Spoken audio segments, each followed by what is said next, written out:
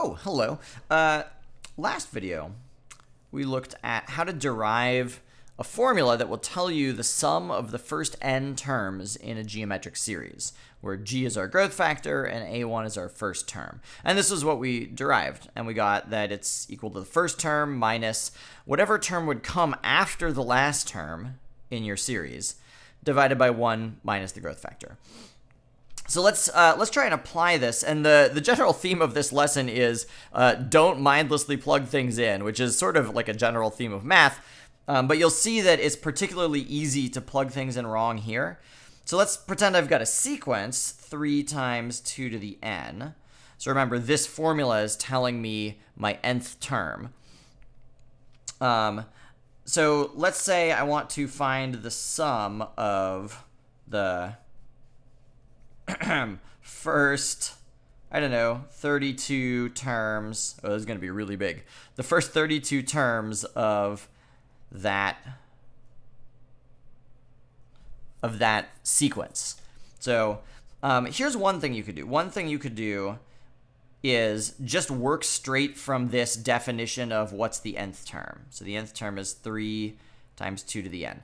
So if I want to try and plug this directly into my equation up here, not mindlessly, but plugging in, I'll think, okay, so what is my a1? My a1 is going to be when n equals 1, so that would be 3 times 2 to the n, which is 6. And then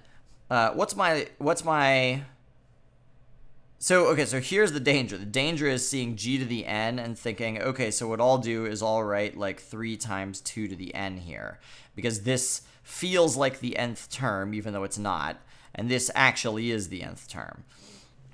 So pay close attention to what you're doing. Here, if we're actually following what it says a sub 1, which was our first term, so that's 6, and then times g. What is g here?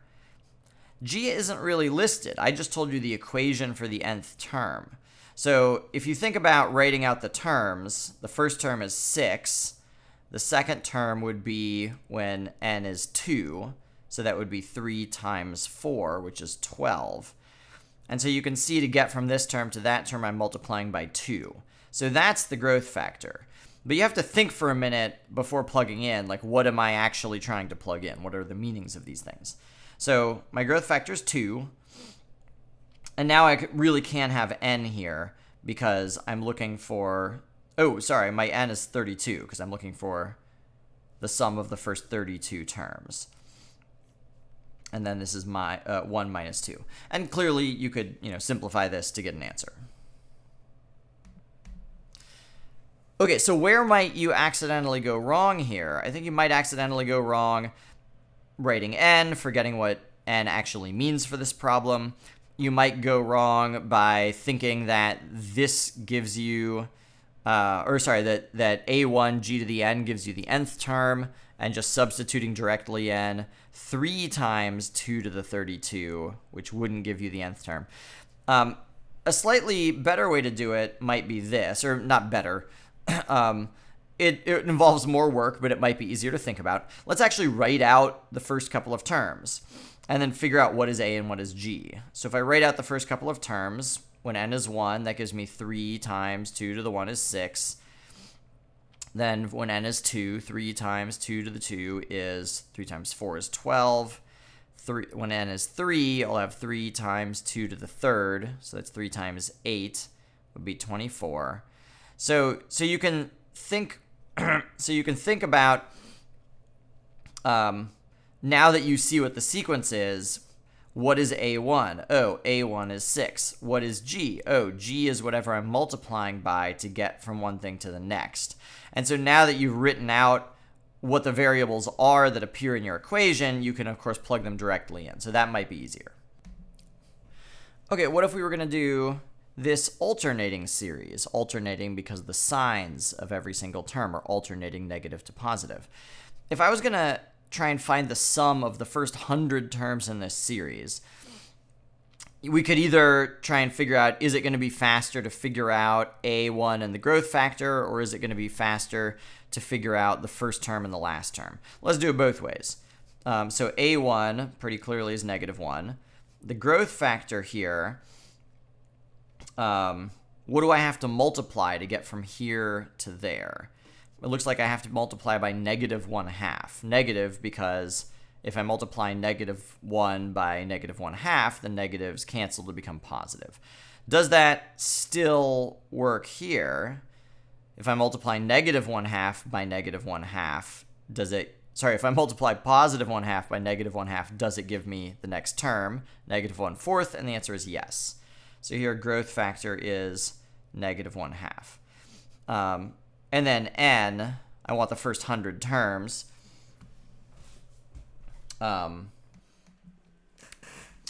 So n should be 100. So this has worked out pretty easily, I think. So -1 minus -1 times -1/2 is the growth factor to the 100 over 1 minus, and then my growth factor is -1/2.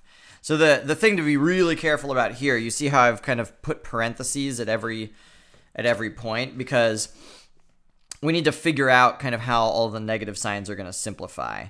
So if I have -1/2 to the 100, because that's an even exponent, all of the negatives are going to cancel with each other. So that's going to give me... So this is the same as if I'd written +1/2. Is this a... Yes, this dot is a multiplication.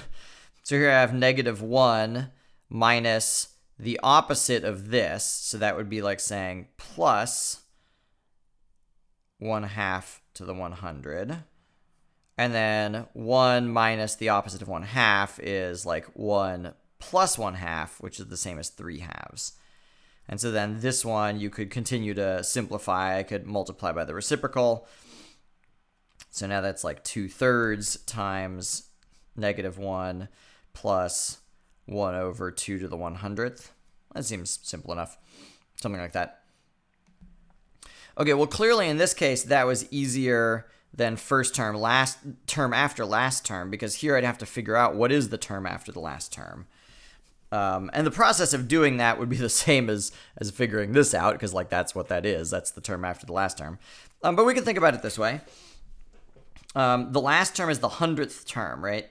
Or sorry, yeah, the last term is the 100th term, and then the term after the last term is the 101st term. So if I'm starting at -1 and I'm multiplying by g to get to each new term, how many times do I have to multiply by g to get out here to 101? Well, to get to number 2, I multiply by g once. To get to third term, I multiply by g twice. So it's like I'd have to multiply by g 100 times to get to the 101st term. But you'll notice that's actually exactly what we had from last time when we just plugged in a1 and g, and then n was 100. All right, that's probably good. I think you guys are ready.